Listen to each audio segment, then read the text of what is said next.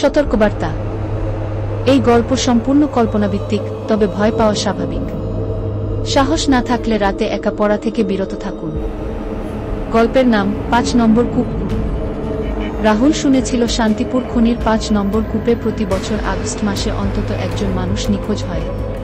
তাই সত্য উদ্ঘাটনের জন্য ক্যামেরা, নোটবুক আর সাহস নিয়ে সে এল। গাইড ইমরান বলল, ওই কূপে নামার আগে শেষবারের মতো দোয়া কইরা নিও ভাই, কারণ ওখানে আলোর থেকেও অন্ধকার ভয় পায়। রাহুল হেসে বলল, ভয় দেখিয়ে কি লাভ? ভূত নেই, মানুষই সব ভয়ঙ্কর। গভীরে নামা। রাহুল ও ইমরান নামতে নামতে পৌঁছায় সেই ৫ নম্বর কূপে। কূপে ঠান্ডা এত বেশি যে নিঃশ্বাসেই যেন বরফ জমে। হঠাৎ ক্যামেরার আলো নিভে যায়, চারপাশে নিস্তব্ধতা। কিন্তু তারপর টক টক টক, লোহার কিছু টেনে নিয়ে যাওয়ার শব্দ। ইমরান হঠাৎ উল্টো দিকে তাকিয়ে চিৎকার করে উঠল, ওটা মানুষ না, দৌড়াও! কিন্তু রাহুল দৌড়াতে পারেনি। নিষ্ঠুর বাস্তবতা।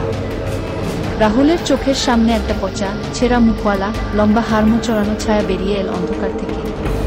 তার হাতে বিশাল একটা খনির কুড়াল। রাহুল বুঝল, এটা ভূত না, এটা সেই খনিরই এক মৃত শ্রমিক, যে ৩০ বছর আগে খনির ভিতরে আটকে গিয়েছিল। আর এখন সে বেঁচে আছে, কেবল মাংসের স্বাদে। শেষ দৃশ্য। মাত্র কয়েক মিনিট পর উপরে উঠে এল শুধু ইমরান। চোখ ফাঁকা, কথা নেই।